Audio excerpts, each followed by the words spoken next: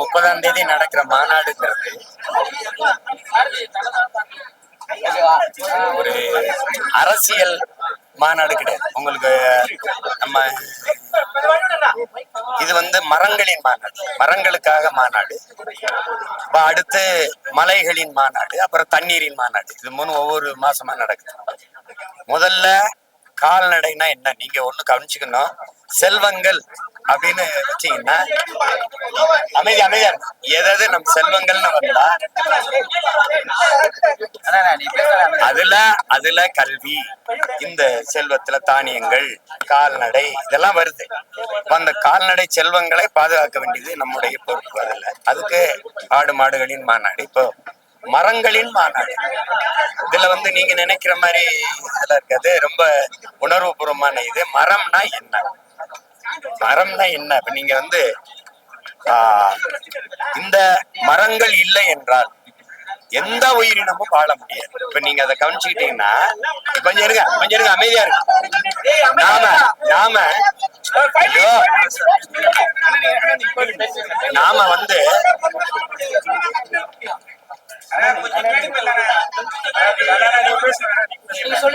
உயிர் காற்றை, மூச்சு காற்றை, உயிர் காற்றை சுவாசிச்சுட்டு ஆக்சிஜனை சுவாசிச்சுட்டு கார்பன் டை ஆக்சைடை, அதாவது கரியமில வாயுவை நம்ம நச்சு காற்றை வெளியிடுறோம்.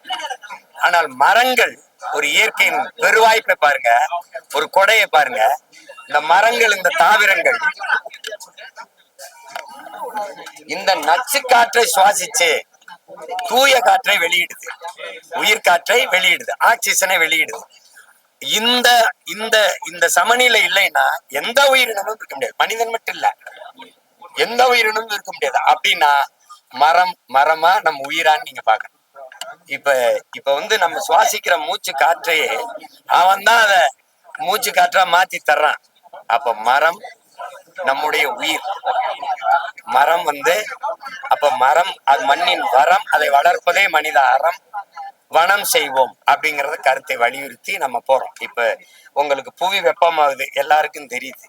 அதை தடுக்க என்ன வழி இருக்குன்னா மரம் வளர்த்தல் ஒன்றுதான்.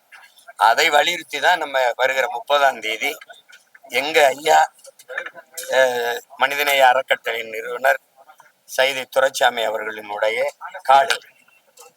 எங்க ஐயா 68 ஏக்கர்ல காடு வச்சிருக்கிறாரு. என் தம்பி வெற்றி தெரியும், வெற்றி துரைசாமி. அவன் அன்பன்பா வளர்த்த காடுகள்ல அந்த மரங்களின் மாநாடு நடக்க இருக்குது ஆகஸ்ட் 30ஆம் தேதி. ஆனா மரம் கூட நீங்க பேசுறத நிறைய பேர் விமர்சனமா தெரியாதவங்க பேசும்போது, இப்ப எங்க அண்ணன் ராமராஜன் பாட்டு பாடி பால் கறந்ததை எப்படி நம்ம பேசணுமோ, அறியாமைதான் அது. அறிவியலுங்கிறது அறியாமைதான். அறியாம இவங்க பேசுறாங்க. இப்போ ஒரு மாடை கட்டி வச்சுட்டு அது இருக்கிற பட்டாசு வெடிய போட்டா என்ன செய்யணும்னு நினைக்கிறீங்க? அத்துக்கிட்டு ஓடும்ல. அப்ப பெரிய வெடியை போட்டா அத்துக்கிட்டு ஓடுற மாடு மெல்லிய இசையை ரசிக்குமா ரசிக்கும். இது அறிவியல். ஒரு ஒரு ஒரு எல்லா அறிஞனும் மரம் செடி கொடிகளோட பேசுங்க. அது அந்த ஆண்டு பூக்கிறதும் காய்க்கிறதும் அதிகரிக்கும்.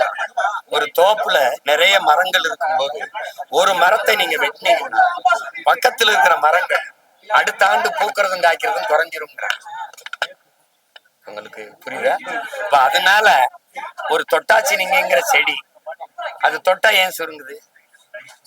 அப்ப அதுக்கு உணர்வு தெரியுதுல்ல உங்களுக்கு. அப்ப அதனால நீங்க அது மரங்களுக்கு ஒன்னும் தெரியாதுன்னு நீங்க நினைக்க கூடாது. அது மரம் நம்ம பேசுறதெல்லாம் கேட்கும், அது உணரும். அறிவு சார்ந்த நீங்க இருக்கக்கூடிய எல்லா முன்னேற்பாடுகளும் தடையும் எதிர்ப்பு வருகிறது. ஒரு என்ன செய்யுதுன்னா, ஒரு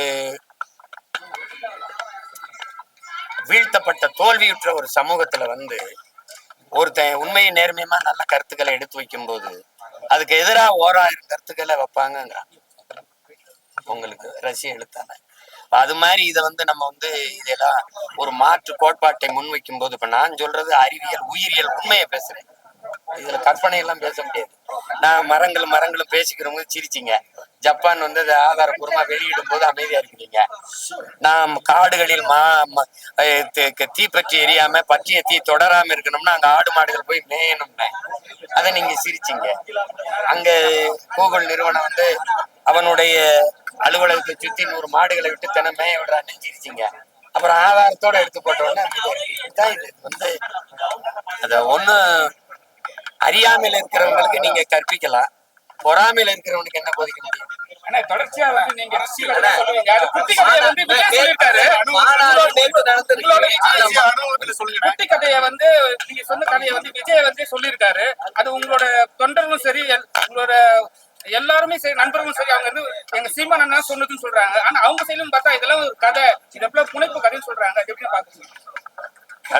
கதைனால முதல்ல அத அந்த இந்த நிலத்துல எடுத்து சொன்னது யாரும் இல்லை. நான் தான் 2021 தேர்தல்ல வாக்கு சேகரிக்கும் போது ஒரு நேர்மையாளன உண்மையான தேர்வு செய்யுங்கன்னு நான் இந்த கதையை சொல்றேன்.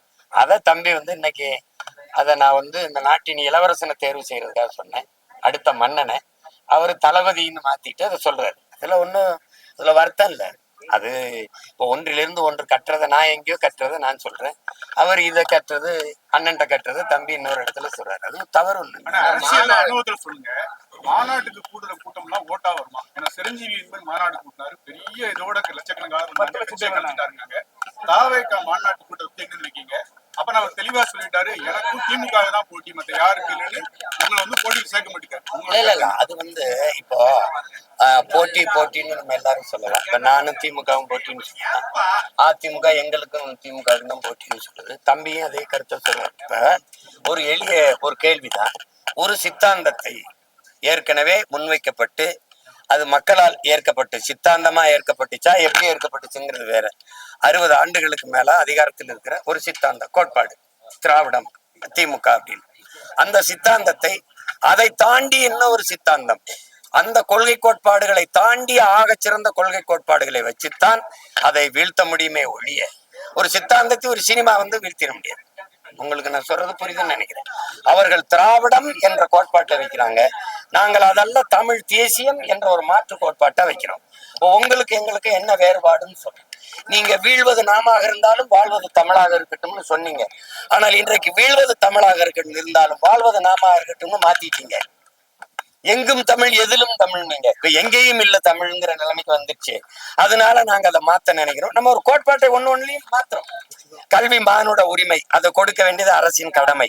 நீங்க கொடுக்காமல் இருப்பது மாபெரும் கொடுமைன்னு நாங்க கல்வியை எல்லாருக்கும் சரியா சமமா கொடுக்கணும் அப்படின்னு ஒரு வரோம். அது தரமா கொடுக்கணும்னு நினைக்கிறோம். அதே மாதிரி மருத்துவம் ஒரு மகத்தான சேவை, அது என் மக்களுக்கு தேவைன்னு நினைக்கிறோம்.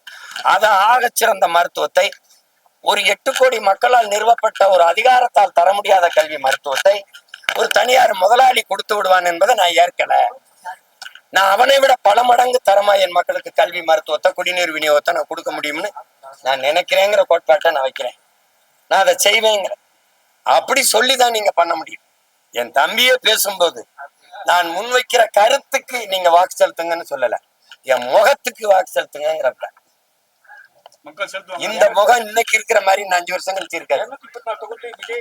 புரியுதா உங்களுக்கு? அந்த முகத்துக்கு வாக்கு செலுத்துவாங்களா தமிழக மக்கள்? அது பொறுத்துன்னு மதுரை மாநாட்டுல அங்க வந்து அம்பேத்கர், வேலுநாச்சியார், தந்தை பிள்ளை எல்லாருக்கும் இருந்தது. ஆனா மதுரைக்கு மிக முக்கியமான பசும்பொன் தேவருடைய எந்த கட்டோட்டம் கிடையாது. விஜய் நிற்கும் வார்த்தை கூட எந்த இடத்துலயும் பயன்படுத்தல.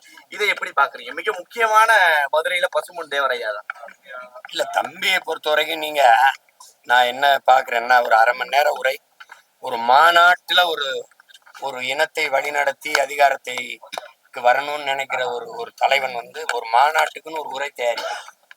அதுல வந்து கடந்த முறை நீங்க கொள்கை வழிகாட்டியா சொன்ன யாரையும் இந்த வாட்டி பேசல. அது விட்டுட்டு திடீர்னு பேரறிஞர் அண்ணாவையும் பெருந்தகை எம்ஜிஆர் அவர்களையும் எடுத்துட்டு விட்டீங்க. ஒருத்தர் ஒரு கட்சியை தொடங்கினவர், இன்னொருத்தர் இன்னொரு கட்சியை தொடங்கினவர். எந்த கட்சியை ஒழிக்கணும்னு என் தம்பி சொல்றாரோ அந்த கட்சியை தொடங்கின பெருமகனே அவர் தான், அண்ணா அவர்கள் தான். அப்ப அவர் வழியில போய் அவர் கட்சியை ஒழிக்கிறதுங்கிறது அது அடிப்படையை வேடிக்கிறது. 2வது மதுரை அப்படின்னாவே என் தம்பி தராம பாருங்க. ஒண்ணு மீனாட்சி அம்மன் கோயில், வைகை, அப்புறம் நாங்க இப்ப ஜிகிர் தண்டா, ராத்திரி இட்லி கடையெல்லாம் ஏப்பா விட்டாங்க. அதெல்லாம் அடையாளம். மதுரைன்னா அதுக்கு நான் தேடி அதுக்கு சொல்லணும். அதை விட்டுட்டு அவன் பேசுற போது பாருங்க, எம்ஜிஆர் யாருன்னு தெரியுமா உங்களுக்கு? எம்ஜிஆர் யாருன்னு தெரியுமா? உனக்கு தாண்டா தெரியுங்க, எல்லாருக்கும் தெரிஞ்சாண்டா அவர் முதலமைச்சர் ஆகியிருக்கான், அவரை புகழ்ந்துருக்கான். விருதில்ல அவர் அப்பதான் அவர் தெரிஞ்சுக்கிறாரு எம்ஜிஆர் யாருன்னு. தெரியுதா? எங்க அண்ணன் விஜயகாந்த் தெரியுதான்னு நான் என்ன கேட்கிறேன், அவர் கட்சி ஆரம்பிச்சாப்ல அவர் போட்டிட்டாரு. நான் கூட அவர் போட்டிட்ட அவர் கட்சி வேட்பாளர்கள்லாம் போய் ஆதரவா வேலை செஞ்சேன். ஏன் அவருக்கே போய் ரிஷிவந்தியத்துல சேகரிச்சு 2011 உங்களுக்கு தெரியும், அம்மையார் ஜெயலலிதாவோட அவர் கூட்டணி வச்சிருக்கும் போது. ஆனா நீ அவர் இருக்கும்போது அவருடைய கட்சிக்கு ஆதரவா பேசுனதோ அவரை போய் பார்த்ததோ இல்லை. இன்னைக்கு முதல் மாநாட்டுல அவர் பேரை குறிப்பிட்டிருந்தீங்கன்னா மகிழ்ச்சிக்குரியது. முதல் மாநாட்டுல பேரறிஞர் அண்ணா என்ற பெருந்தகையோ ஐயா எம்ஜிஆரை குறிப்பிட்டிருந்தீங்கன்னா மகிழ்ச்சிக்குரியது. திடீர்னு 67 மாதிரி ஆட்சி மாறினா 49ல ஆரம்பிச்சு கட்சிய 67ல தான் ஆட்சியை பிடிச்சாங்க யாரு? அண்ணா அவர்கள். அதுக்கு எவ்வளவு காலம் விலை கொடுத்துருக்கிறாரு. அதுக்கு முன்னாடி 2 முறை தேர்தல் நின்று வென்று தோற்று 22 விழுக்காடு வாக்க வச்சு மூதறிஞர் ராஜாஜி கட்சி, அப்புறம் நம்முடைய தமிழர் தந்தை ஐயா சி.பா. ஆதித்தனாருடையது, ஃபார்வர்ட் பிளாக், இந்த கட்சியெல்லாம் இணைச்சிக்கிட்டு நின்று வென்றாங்க. அப்ப அது ஆண்ட சொல்லிட்ட மாதிரி அதை தப்புன்னு மாறிடுறாரு. நீங்களும் தனித்து நிக்கீங்க, தாவேக்காவும் தனித்து நிக்கீங்க. உங்க பேருக்கான போட்டி எப்படி இருக்கும்? ஆனா மதுரை மாநாட்டோட கூட்டம் ஓட்டமா இருக்கும்.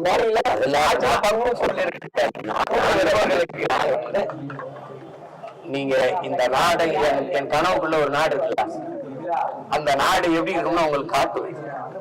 நான் சொல்றது புரியுதுன்னு நினைக்கிறேன். போட்டு காட்டுவேன்.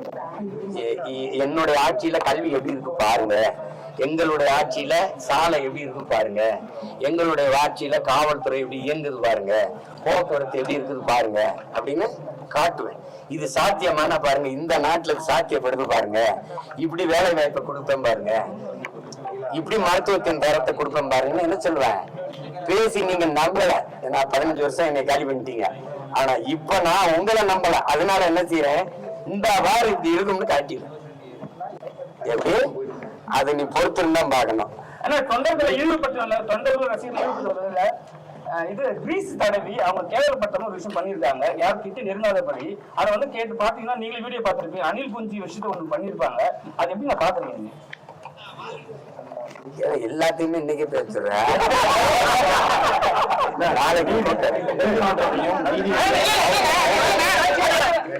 நீதிமன்றத்தையும் அவமதித்து பேசுறதாக சீமான் பதிவு செய்யுங்க நீதிமன்றம் சொன்னாங்க. என்ன அப்படி தவறா பேசிட்டீங்க? எங்க உங்களுக்கு சொல்றேன். எங்க எப்ப சொல்லுங்க.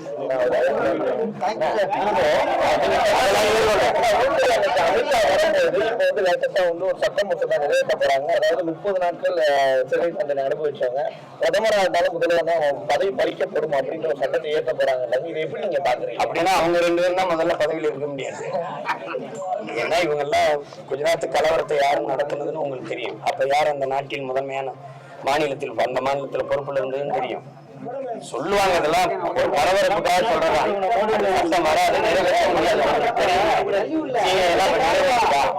சொல்லும் போது ஒரு போராட்டம் ஒரு கருத்து வரும்போது அந்த வேற பக்கம் கவனத்தை திசை திருப்பிட்டு அதை பத்தி நம்ம பேசிட்டு இருப்போம். இதெல்லாம் உங்களை சந்திச்சுட்டே இருக்கிறாங்க. ஒருவேளை கூட நீங்க அழைப்பு கொடுத்துருக்காங்களா அப்படிங்கிறது எல்லாம் அப்படிலாம் திமுக கூட தான் சந்திக்கிறாங்க, அதிமுக கூட தான் சந்திக்கிறாங்க. ஏன்னா எல்லா கட்சியிலும் சொல்றீங்க.